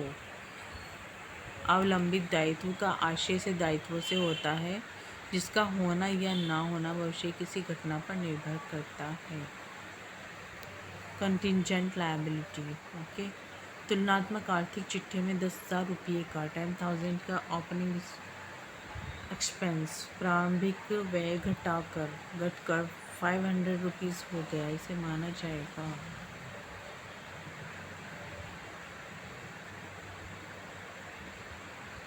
प्रारंभिक व्यय का विक्रय, चालू संपत्ति, परिचालन में लाभ में समायोजन, उपर्युक्त में से कुछ भी नहीं। तो क्या है, लाभ में एक समायोजन हो रहा है, एडजस्टमेंट हो रही है। तो इसका सी ऑप्शन सही होगा, क्योंकि वर्ष के अंत में आर्थिक चिट्ठा बनाते समय प्रारंभिक व्ययों की राशि को चिट्ठे के संपत्ति पक्ष में विविध व्ययों के अंतर्गत दिखाया जाता है और प्रतिवर्ष इसे परिचालन में होने वाले लाभों से अपलिखित भी किया जाता है। ऐसी स्थिति में यदि तुलनात्मक आर्थिक चिट्ठे में दिखाई गई 10,000 प्रारंभिक व्यय की राशि घटकर 500 हो जाती है तो इसे परिचालन से लाभों का समायोजन माना जाएगा। अग्रिम प्राप्त आय होती है एक संपत्ति, एक आय, एक दायित्व, उपयुक्त में से कोई नहीं। अग्रिम आय एडवांस में जो हमें चीज़ें रिसीव होती हैं और हमने उनके बदले में जो हमें काम करना है, जो हमें गुड्स सेल करनी है, हमने वो नहीं की है तो वो हमारी एक लायबिलिटी होती है, एक दायित्व होता है। अग्रिम प्राप्त आय एक दायित्व होती है, इसे आर्थिक चिट्ठे के दायित्व पक्ष की ओर लिखा जाता है। चूँकि अग्रिम प्राप्त आय कमाई गई आय नहीं होती बल्कि इसे पूर्व में ही प्राप्त कर लिया जाता है, इसलिए इसे हमने रिसीव तो कर लिया लेकिन कमाया नहीं है, तो ये चीज़ें हमारी दायित्व में एक दायित्व होती हैं। क्षतिपूरक अशुद्धियाँ मिलान को प्रभावित करती हैं, तलपट के, आर्थिक चिट्ठे के, लाभानी खाते के, उपयुक्त में से किसी के भी नहीं। क्षतिपूरक अशुद्धियाँ कंपनसेटिंग एरर्स जो होते हैं, जर्नल में खाता बही में पोस्टिंग करते समय कुछ अशुद्धियाँ ऐसी हो जाया करती हैं कि एक अशुद्धि का प्रभाव दूसरी अशुद्धि द्वारा दूर हो जाता है। ऐसी अशुद्धियों को क्षतिपूरक अशुद्धियाँ कहा जाता है, क्योंकि इस प्रकार की अशुद्धि से एक त्रुटि द्वारा उत्पन्न प्रभाव को दूसरी त्रुटि समाप्त कर देती है। इसलिए इसका लेखा, तलपट, लाभ हानि खाता या आर्थिक चिट्ठा किसी के भी मिलान को प्रभावित नहीं करता। यदि ए क्रय, बी प्रारंभिक स्टॉक, सी अंतिम स्टॉक, डी विक्रय माल की लागत, तो निम्नलिखित में से कौन सा समीकरण सही नहीं है। तो देखो हमारा जो ठीक जो समीकरण होता है वो क्या होता है, cost of goods sold, D equal opening stock B plus close purchases A, ठीक है, और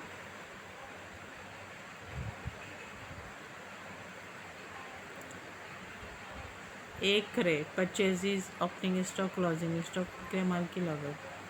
तो हमें क्या करना है, ओपनिंग स्टॉक और परचेजेस को प्लस करके इसमें से क्लोजिंग स्टॉक माइनस करना है और हमें कॉस्ट ऑफ गुड्स सोल्ड हमारी आ जाएगी। तो डी जो इसका है वो ठीक नहीं है, ओके।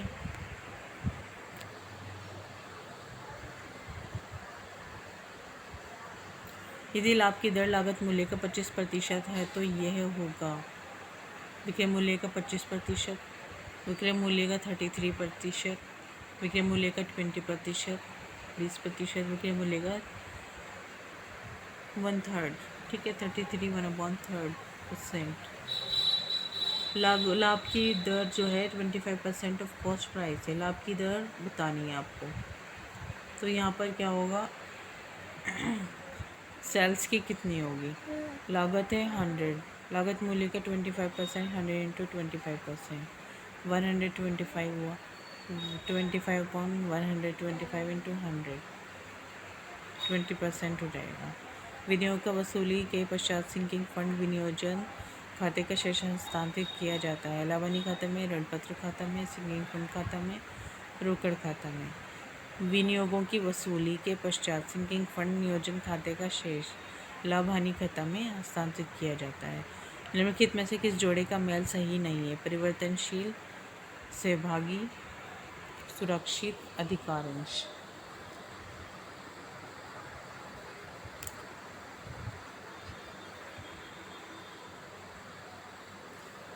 अधिकारांशों का निर्गमन विद्यमान अंशधारियों किया जाता है, न कि नए अंशधारियों को। कंपनी के स्थिति विवरण में निम्नलिखित मदें किस क्रम में दिखाई जानी चाहिए, पहले ख्याति आएगी आपकी, फिर विनियोग आएगा, फिर देनदार आएंगे, फिर प्रारंभिक व्यय आएंगे। वर्ष के अंत में कंपनी की आर्थिक स्थिति की जानकारी के लिए आर्थिक चिट्ठा स्थिति विवरण तैयार किया जाता है। जिसमें एक पक्ष संपत्ति, दूसरा पक्ष दायित्व का होता है। चिट्ठे के संपत्ति पक्ष में संपत्तियों को प्रदर्शित करने का एक व्यवस्थित क्रम होता है। इसके अंतर्गत स्थिरता के अनुसार संपत्तियों का क्रम निम्नलिखित है। ख्याति, भूमि, भवन, फर्नीचर, विनियोग, देनदार, प्रारंभिक व्यय। यदि बेचे गए सामान की लागत 1,20,000, सकल हानि विक्रय की 25%, 25%, तो विक्रय की राशि क्या होगी? तो यहाँ पर क्या है, 96,000 है इसका answer. Cost of goods sold 120, gross loss 25% on sale, sale निकालनी है। Sale equal to cost of goods sold plus profit minus loss. तो यहाँ पर sales equal 100, gross loss 100 into 25%, sales plus loss 100 plus 25, 125, 120 into 100 upon 125, 96,000। निम्नलिखित कथनों पर विचार कीजिए। स्थिति विवरण किसी विशेष तिथि को व्यवसाय को रोकणीय मूल्य दर्शाता है। स्थिति विवरण वास्तविक सौदों के आधार पर तैयार किया जाता है जो लेखा पुस्तकों में दर्ज नहीं होता। ए और आर दोनों सही हैं। ए की सही व्याख्या है, ए आर दोनों सही हैं तथा ए की सही व्याख्या आर नहीं है। ए सही है किंतु आर गलत है, ए गलत है किंतु आर सही है। तो स्थिति विवरण ए और आर दोनों सही हैं, ए की सही व्याख्या आर है। स्थिति विवरण वर्ष के अंत में व्यवसाय की वित्तीय स्थिति को जानने के लिए बनाया जाने वाले विवरण पत्र होता है। ये किसी विशेष स्थिति को व्यवसाय के रोकीकरणीय मूल्य को दर्शाता है। वर्ष के अंत में बनाया जाने वाला स्थिति विवरण वास्तविक सौदे के आधार पर तैयार किया जाता है जो वर्ष के किए गए लेन देनों के दौरान लेखा पुस्तकों में दर्ज होता है। स्पष्ट है कि कथन ए सही है जबकि आर ए कथन की व्याख्या है। अंशधारियों की निधि की राशि क्या होगी? यदि समता अंश पूंजी पर 16 लाख 8% पूर्वाधिकार अंश पूंजी 2 लाख रुपये, सामान्य संचय 73,000 रुपये, लाभ हानि खाता शेष 41,000, प्रारंभिक व्यय 20,000, अल्पकालीन दायित्व 30,000 रुपये हैं। तो यहाँ पर आपको ये दिख गया है, ठीक है। बी ऑप्शन है इनका 18,094, 18,94,000, 16 दिया है, प्रेफरेंस शेयर दिया है, इक्विटी शेयर। अब हमें शेयर होल्डर्स फंड है, इक्विटी शेयर कैपिटल हो जाएगी plus preference share capital plus reserve and surplus plus profit and loss, credit balance हो जाएगा, प्रिलिमिनरी एक्सपेंसेस माइनस हो जाएंगे। तो यहाँ पर 16 लाख 2 लाख 73 41 सबको ऐड करना है, 20,000 माइनस करना है प्रिलिमिनरी एक्सपेंसेस को, 18,94,000 आंसर आ जाएगा। निम्नलिखित में से कौन अमूर्त संपत्ति है? फर्नीचर, पैटेंट, विनियोग, क्लोज टूल्स। अमूर्त संपत्ति कौन सी होती है? जिस संपत्ति को हम देख नहीं सकते, पैटेंट। अमूर्त संपत्ति का आशय से संपत्ति से जो दिखाई ना देता हो, जिसे छूकर महसूस नहीं किया जा सकता हो, इसे अदृश्य संपत्ति भी कहते हैं। इसके अंतर्गत पैटेंट, कॉपीराइट तथा ख्याति को शामिल किया जाता है। यदि लाभ का लागत मूल्य 25% है और विक्रय मूल्य 5,000 है, लाभ की धनराशि क्या होगी? 5,000, ठीक है। सेल्स कॉस्ट प्रॉफिट हो जाएगा, कॉस्ट का 25%, ठीक है। कॉस्ट इक्वल 100 है तो प्रॉफिट हो जाएगा 100 इंटू 25। सेल्स माने कॉस्ट प्लस प्रॉफिट 125, 25 अपॉन 125, 5,000 से मल्टीप्लाई होगी, 1,000 आंसर आ जाएगा। अगर संचित की आय में वृद्धि 6, प्रारंभिक व्यय 10,000, करे तो प्रावधान 60,000, सामान्य आरक्षित कोष हस्तांतरण 10,000। तो यहाँ पर क्या है कि 6,20,000 कैसे आ रहे हैं? तो increase in retaining earning 6 lakh से ऐड करेंगे प्रिलिमिनरी एक्सपेंसेस 10,000, फिर ऐड करेंगे ट्रांसफ़र टू जनरल रिजर्व 10,000, तो क्या हो जाएंगे? 6,20,000 हो जाएंगे।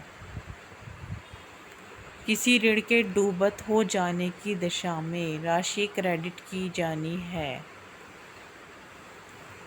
चाहिए। लाभ हानि खाते में, देनदार खाते में, डूबत ऋण खाते में, विक्रय खाते में। किसी ऋण के डूबत हो जाने की दशा में राशि को देनदार खाते में क्रेडिट किया जाना है, ठीक है, देनदार खाते में। कथनों पर विचार करना है। स्थिति विवरण किसी विशेष स्थिति को व्यवसाय का वास्तविक मूल्य दर्शाता है। लेखांकन व्यवसाय के लिए आवश्यक सभी सूचनाएं देता है। तो जी यहाँ पर क्या है कि दोनों सही है और इसकी व्याख्या भी सही है। Balance sheet audit in India means the audit of. Bharat में चिट्ठे के लेखा परीक्षण का तात्पर्य किसी लेखा परीक्षण है। चिट्ठे तथा लाभानी खाते की मदें, चिट्ठे की मदें, चिट्ठे की संपत्ति संबंधी मदें, चिट्ठे के दायित्व संबंधी मदें।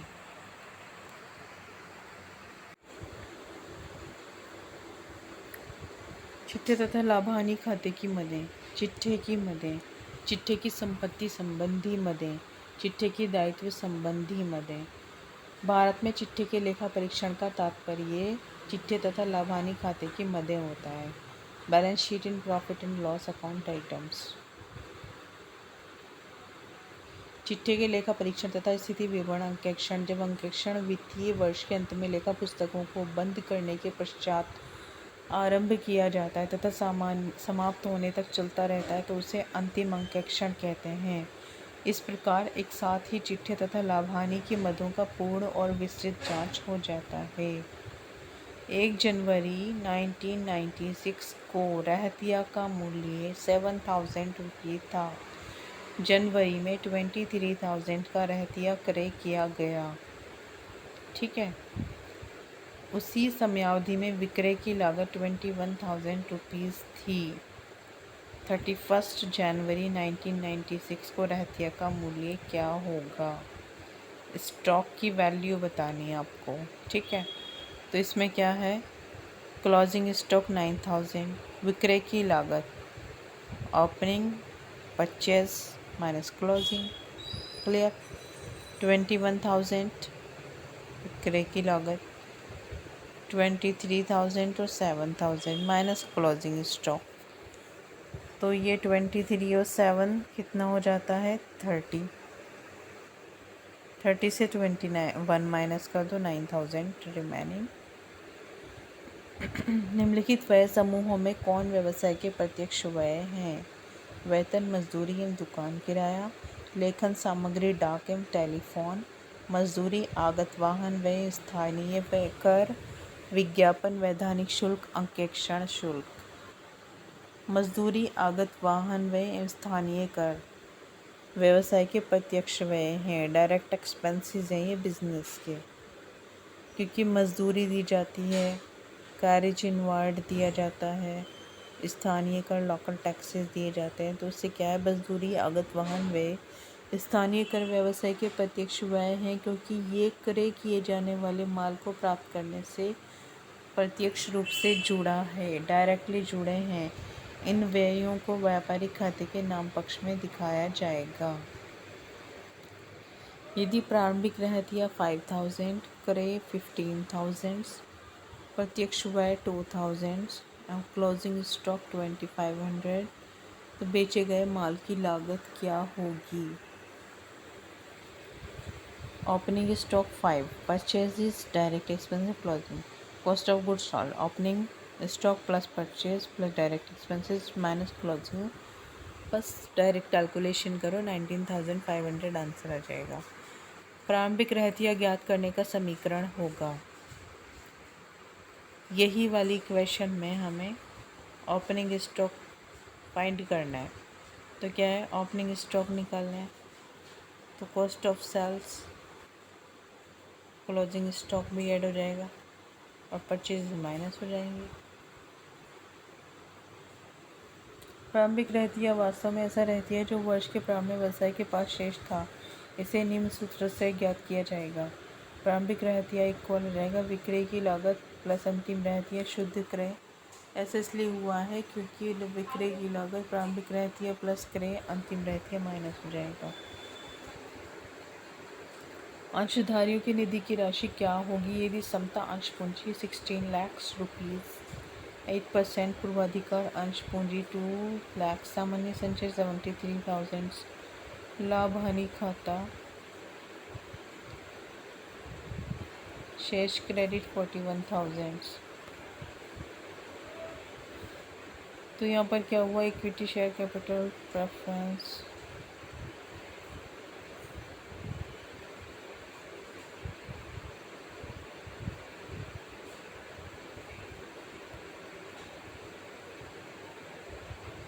Share capital reserve and surplus, profit और लॉस माइनस पेमेंट एक्सपेंसेस 18,94,000 इसका आंसर आ जाएगा।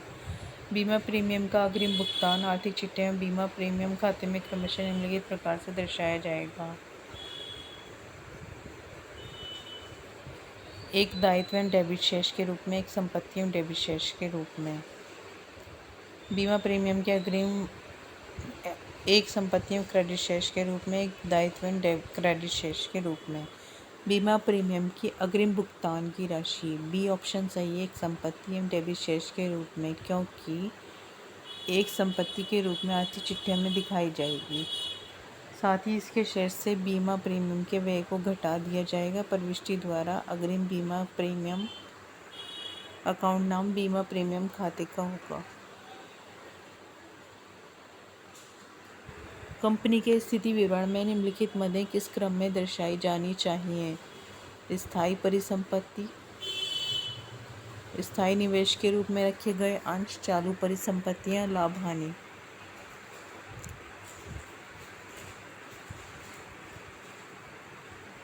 स्थायी परिसंपत्तियां होंगी फर्स्ट, ठीक है। स्थायी निवेश के रूप में रखे गए अंश होंगे, फिर चालू परिसंपत्तियां, फिर इसके बाद लाभ हानि डेबिट। वर्ष 1995-96 के लिए रोकड़ पुस्तक का विश्लेषण निम्नलिखित दर्शाता है। Interest charges, personal withdrawals, staff salaries, other business expenses, payment of creditors.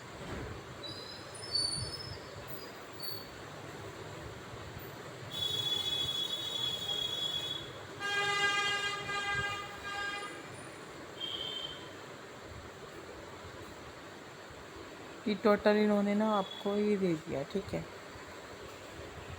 सारी डिटेल्स दे रखी है, रोकड़ पुस्तक का विश्लेषण दर्ज कर रखा है इन्होंने। तो यहाँ पर द कैपिटल ऑन आपको पूंजी बतानी है क्या होगी।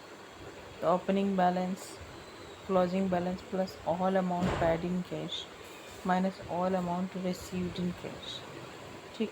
Opening bank balance 242579 115,000 plus 22,185 total कर दिया इन्होंने।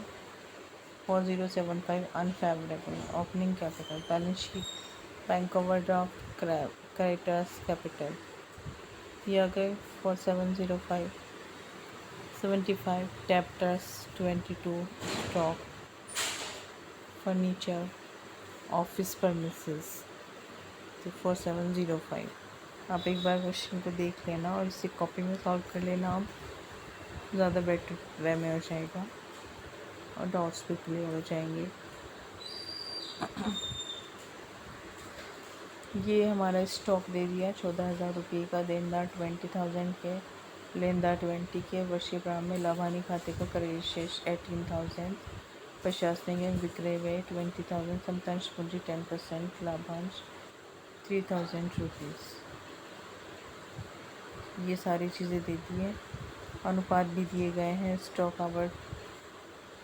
टर्नओवर 5, चालू अनुपात 2:1, लेनदारों से रकम प्राप्त होने की अवधि 73 डेज, अदत्त व्यय लेनदारों का 15% कर के पश्चात शुद्ध लाभ का शुद्ध मूल संपत्ति के साथ अनुपात 1:10, आयकर की दर 5%, स्थिर संपत्ति का दत्त पूंजी के साथ अनुपात 9:10।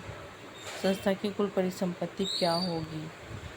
तो ये देखो फुल सॉल्यूशन है यहाँ पर। फिक्स्ड एसेट पेड 9:10, तो यहाँ पर so paid up capital 3,000 into 100/10 30,000 fixed asset है, ठीक है।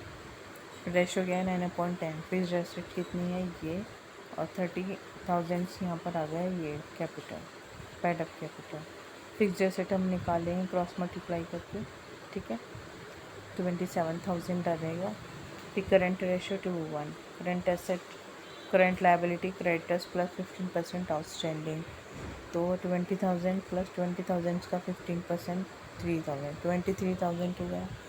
करंट एसेट क्या होती है? Current asset current ratio current asset upon current liabilities, तो यहाँ पर 2 से मल्टीप्लाई हो जाएगी, 23 की 46,000 आ जाएगा। टोटल एसेट आ जाएगी fix asset plus current asset 73,000।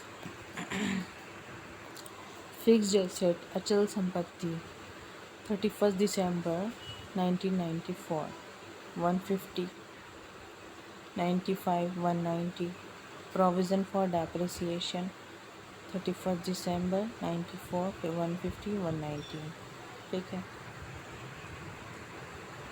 यहाँ पर मशीन कॉस्टिंग ₹70,000, बुक वैल्यू ₹40, जिसका बुक प्राइस क्या है 40, was disposed for ₹25,000 during the year 95। 70,000 rupees लागत की एक मशीन पुस्तक मूल्य 40,000 को वर्ष 1995 में 25,000 रुपीज़ में बेच दिया गया। तो हमें ये निकालना है प्लांट एंड मशीनरी 150 और 110 परचेजेस। फिर यहाँ पर कैश आ गया 25,000, प्रॉफिट एंड लॉस अकाउंट में 15,000, डेप्रिसिएशन आ जाएगा। फिर यहाँ पर बैलेंस आ जाएगा 1,90,000। What is the prescribed order of writing the following provision in the balance sheet of companies as required by the Indian Companies Act 1956 Part 1 Schedule 6। तो यहाँ पर provision for contingencies आकस्मिकताओं के लिए व्यवस्था, प्रस्तावित लाभांश, प्रोविज़न फॉर टैक्सेशन, प्रोविज़न भविष्य निधि हेतु व्यवस्था, provision for provision fund scheme. तो यहाँ पर बी आंसर सही होगा। भारतीय कंपनी अधिनियम 1956 भाग 1 अनुसूची 6 के में स्थिति विवरण निम्नवत दर्शाया गया है। कर हेतु व्यवस्था, प्रस्तावित लाभांश, आकस्मिकताओं के लिए व्यवस्था, भविष्य निधि योजना हेतु व्यवस्था। वर्तमान में भारतीय कंपनी अधिनियम 2013 लागू है। इसके तहत आर्थिक चिट्ठा स्थिति विवरण का प्रारूप भाग 1 अनुसूची 3 के अंतर्गत दिया गया है। प्रस्तावित लाभांश कंपनी के स्थिति विवरण में दिखाया जाता है। आयोजन शीर्षक में, चालू दायित्व शीर्षक में, संचय व अतिरिक्त शीर्षक में, दीर्घकालीन दायित्व शीर्षक में।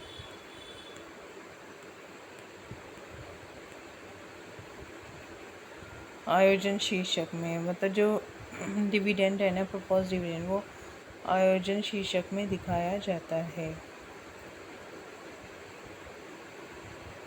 उपार्जित आय आयोजन शीर्षक में प्रस्तावित लाभांश कंपनी में स्थिति विवरण में दिखाया जाता है, क्योंकि ये केवल प्रस्तावित होता है। उपार्जित व प्राप्त आय का फलित होना है। उपार्जित व प्राप्त आय का फलित होता है। संपत्तियों में वृद्धि व पूंजी में वृद्धि, संपत्तियों में कमी व पूंजी में वृद्धि, संपत्तियों में वृद्धि व दायित्वों में कमी, संपत्तियों में कमी व दायित्वों में वृद्धि, संपत्तियों में भी वृद्धि और पूंजी में भी वृद्धि। उपार्जित व प्राप्य आय, आय हो रही है तो इसका मतलब संपत्तियां भी बढ़ रही हैं और पूंजी भी बढ़ रही है। निम्नलिखित कथनों पर विचार कीजिए। मूल्य वृद्धि विवरण लाभ-हानि खाता बनाने की परंपरागत पद्धति पर सुधार है। मूल्य वृद्धि विवरण फर्म द्वारा लाभ वृद्धि तथा व्यवसाय के पणधारियों के हिस्से को दर्शाता है। ए और आर दोनों सही हैं या आर दोनों सत्य है। आर की सही व्याख्या नहीं करता है। ए सत्य है, आर असत्य है। ए सत्य है लेकिन आर सत्य है। ये दोनों ही सही हैं, क्योंकि मूल्य वृद्धि विवरण लाभ-हानि खाता बनाने की परंपरागत पद्धति पर सुधार है। मूल्य वृद्धि विवरण फर्म द्वारा लाभ वृद्धि तथा व्यवसाय के पणधारियों के हिस्से को दर्शाता है। सूची का मिलान सूची से कीजिए और नीचे दिए गए उत्तर संकेत का प्रयोग करके उत्तर चुनकर बताना है। तो कैश, ठीक है। Profit, discount on issue of share, machinery and plant. Cash होता है हमारा करंट एसेट होती है, ठीक है। प्रॉफिट इक्विटी शेयर कैपिटल होता है, समतांश पूंजी होती है। Discount on issue of shares नाम मात्र की संपत्ति होती है, ठीक है। यंत्र and machinery fictitious asset, sorry fixed asset, क्योंकि जो मशीनरी बिल्डिंग्स होती है वो तो फिक्स्ड एसेट में जाती है। प्रारंभिक रहतिया, purchase, closing stock, profit and sale. तो यहाँ पर क्या हुआ, gross profit 10% of sale. Sale आ गई हमारी 100 थी ना, कॉस्ट 10 ऐड कर दिया 110 हो गई। Cost of goods sold, opening stock plus purchase minus closing stock, 10,000 plus 90,000 minus 2800, 72,000 हो गए। सेल्स हो गए COGS into 100/100, gross profit. Sales equal 72,000 into 100/100 minus 10, 80,000।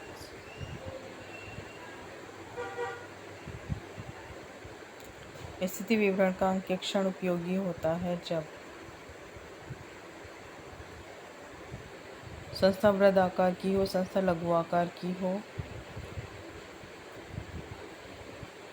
आंतरिक जांच कमज़ोर हो, अंकेक्षण व्यवस्था विद्यमान न हो। संस्था जितनी ज़्यादा बड़ी होगी, बैलेंस शीट जो होती है, ऑडिट इज़ यूज़फुल। कि ऑडिट जो है ना वो बड़े बिजनेस में कराया जाता है, छोटे में नहीं कराया जाता है। Sales plus closing stock minus purchase minus gross profit will be equal, वो इक्वल होगा। ओपनिंग स्टॉक इक्वल हो जाएगा cost of goods sold plus closing stock minus purchase minus gross profit opening stock के। कंपनी के चिट्ठे के दायित्व पक्ष में निम्नलिखित मदों किस क्रम में दर्शाया जाता है। 3, 4, 2, 1।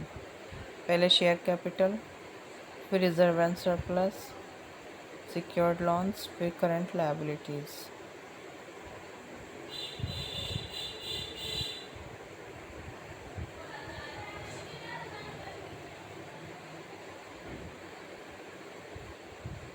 एक भूमि का टुकड़ा एक फर्म को 6 माह पूर्व मुफ्त में दिया गया। उस समय उसका उचित मूल्य 12 लाख रुपये था, जबकि आज उसका मूल्य 14 लाख रुपये है। तो भूमि के टुकड़े को 12 लाख की लागत पर दिखाया है, क्योंकि ऐसा करने से ही आर्थिक चिट्ठा व्यावसायिक वस्तु स्थिति दिखाएगा। 14 लाख पर संपत्ति को नहीं दिखाया जाएगा, क्योंकि बाजार मूल्य के उच्चावच से संपत्ति लागत अप्रभावित रहती है। तब ये स्वामित्व का हस्तांतरण हुआ, ठीक है। तो इसके थोड़े से क्वेश्चंस रहते हैं, ये नेक्स्ट वीडियो में करा दूँगी। आप लोग भी थक गए होंगे, रेस्ट करिए।